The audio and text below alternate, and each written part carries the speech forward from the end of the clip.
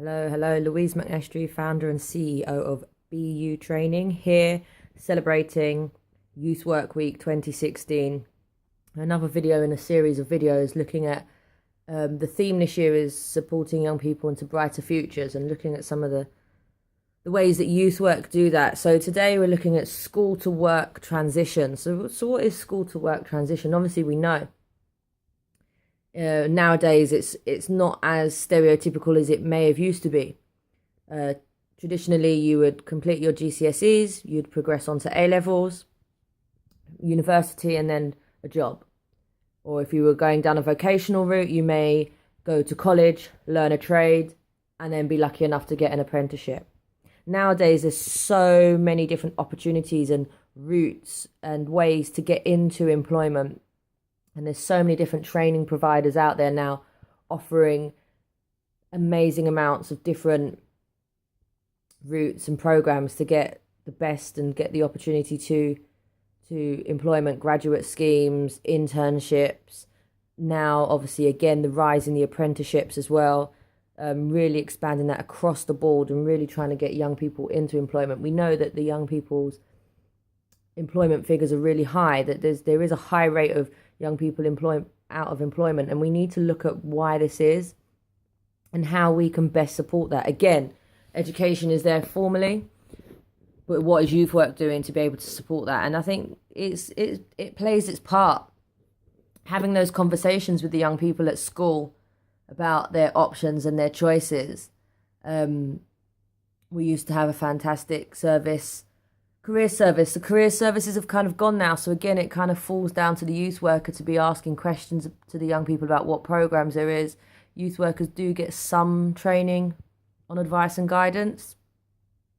There are typically people that are qualified to do that, and it's about referring the young people to those correct places. And it's using the family as well. So youth work obviously is predominantly a young person, but it is also working with the family where possible and getting them involved in the choices that young people make when it comes to their further and higher education. But what can we do? We obviously work with these young people. We're developing their social skills. We're teaching them how to present themselves. These are types of things that they'll need when they go to interview. When we're taking the young people out on excursions, on trips, the way that they represent not only themselves, but the youth club is also how they can then go into interviews and establishments and actually look and seek for employment, and giving them skills, building these soft skills, the soft skills that McDonald's wrote a report a couple of years ago about the lack of soft skills with young people. And it is just the communication, the teamwork, the resilience, these skills that as youth workers we can certainly work with them. Like I said, when we're playing board games, when they lose, building that resilience and questioning and letting them know it's okay to bounce back, or it's okay to be able to bounce back. It's okay to lose sometimes, but really kind of giving them that self-worth, knowing who they are, enabling them to be confident in their own skin, in their own body, and really highlighting where their skills are. They've got loads and loads of skills, but sometimes they're not really pointed out. So how do we point out those skills to those young people and enable them to help them relate it to how that would be in employment? It's about kind of letting them, encouraging them to do things that they like and love. So if there's a young person who really enjoys the cooking session, encourage them to take that on more, because a hobby can be paid work.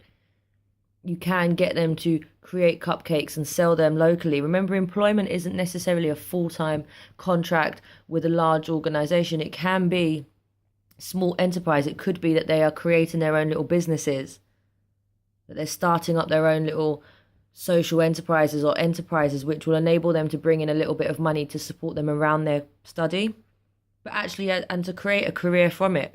So it is looking at how a career pans out for the young people as well. How are we going to support the career and the progression into that career?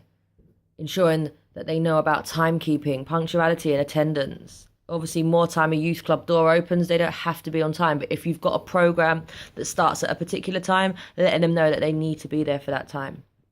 I ran the Prince's Trust team program for several years. And whilst you could say that it is education, I would certainly say that it was more youth worky education than it is a formal education. There was an accreditation attached to it, but it was very much training and development. My class started at 10 o'clock. My door shut at 10 o'clock. If people weren't there on time, they had to wait until the next available time to join the group. This was installing a discipline in these young people, and within a couple of weeks, young people who were typically late were then on time because they needed to understand that they had to get this qualification, they had to attend this program for whatever reason, but also that they saw the value in knowing that timekeeping was important.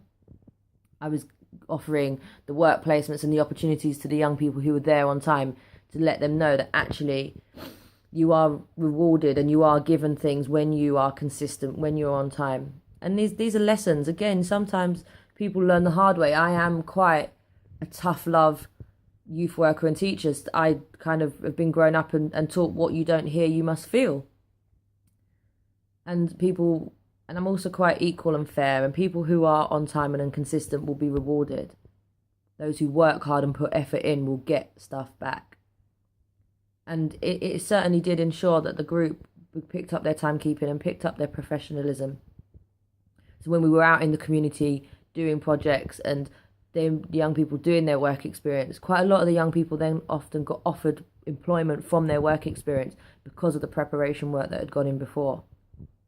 Similarly, when you're a youth worker in a generic youth club or doing outreach or in your uniform groups, those disciplines, especially with the uniform groups, if you have to attend your youth group in a specific uniform, the young people automatically know to turn up in that uniform. Similar with school, they will turn up in that uniform. So it's disciplining them so when they go to an employment, they go to work, if they have to wear a uniform for that, then they're prepared. They know that that's the requirement of them and how to present themselves neatly and respect that uniform. So there we go. There's youth work and the support from school to work transition and being able to show how youth work can support these opportunities for young people to get into employment and start businesses. And again, with the starting of businesses, the youth clubs are really safe environment for them to do that. They could bake cupcakes, they can make t-shirts, they can sell them locally. If it doesn't go too well, we can learn and reflect on it. But it enables the young people to try it out before jumping in big. It's testing that water, building that confidence slowly. And from that, they can then create and develop businesses or use those experience and skills to then apply for other employment and jobs and get those jobs because they've got work experience under their belt, something that's very hard to come by these days. So again, I ask you, what are you doing to support and help young people? Please, if you're in a business and you can offer the opportunity of work experience, an internship to shadow you for the day, I beg, please reach out and let people know that these are available. The Prince's Trust run their team program and are always looking for work experiences. Just 2 weeks for the Prince's Trust, but there's other days, there's other schools, career ready program, look for internships and work experience. There are a lot of organisations out there desperate to get a diverse, wide range of opportunities that the young people can go into to give them that experience. I remember I had one young lady, she came in, she was adamant she was going to be doing car mechanics and she wanted to do motorcycle maintenance when she left my course. And we managed to get her a day taster in a motorbike course and a couple of days in the garage. Literally by the end of the week, she came back, she was like, never again. No, look at my hands, they're oily, they're greasy. I don't like it. It wasn't what I expected. And she went on and she progressed to do childcare and actually has become quite successful in that.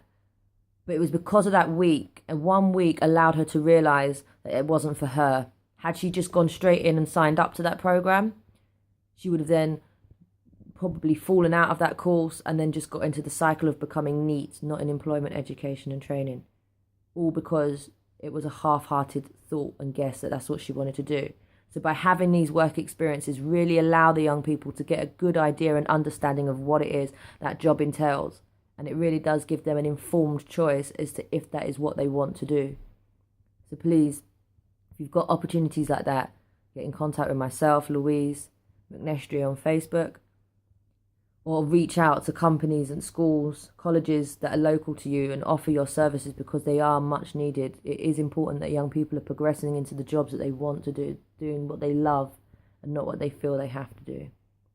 Again, thank you very much for watching. Please like, share, comment.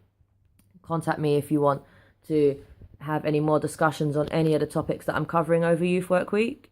And again, let's celebrate the work that we're doing here as youth workers, community workers, social workers, teachers, anyone in contact with young people. Let's celebrate this, because 2016 has just been an amazing, interesting year for politics. And now I think it is very important that we do stand up and look forward to how we can support this next generation in very uncertain, uneasy times. Have a beautiful day. Thank you for watching.